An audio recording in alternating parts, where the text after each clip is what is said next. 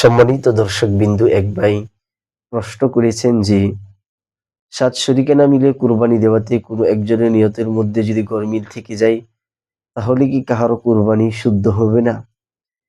এক্ষেত্রে মাসআলা হচ্ছে যে ৭ শরিকানায় মিলে কুরবানি দেওয়াতে কোনো একজনের নিয়তের মধ্যে যদি গরমিল থেকে যায়, যেমন কোনো একজন নিয়ত করলো যে আমি কেবল কুরবানি দিচ্ছি গোশত খাওয়ার জন্য, তাহলে এক্ষেত্রে মাসআলা হচ্ছে যে কাহারও কুরবানি শুদ্ধ হবে না।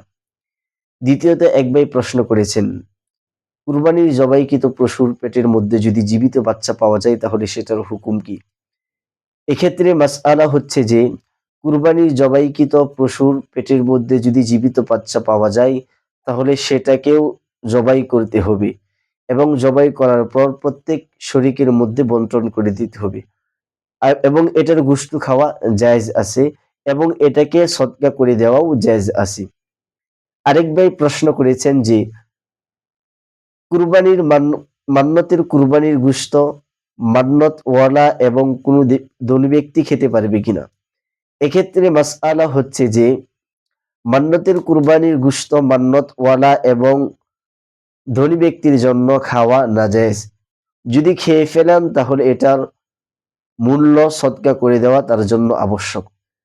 আরেক ভাই প্রশ্ন করেছেন যে উট এবং গরুর মধ্যে কোনটি দিয়ে কুরবানি দেওয়া উত্তম?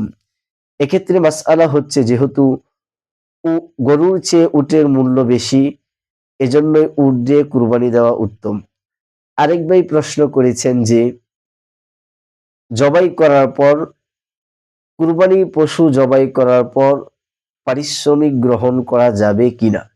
এক্ষেত্রে মাসআলা হচ্ছে যে কুরবানি পশু জবাই করার পর এটার পারিশ্রমিক নেওয়া জায়েজ।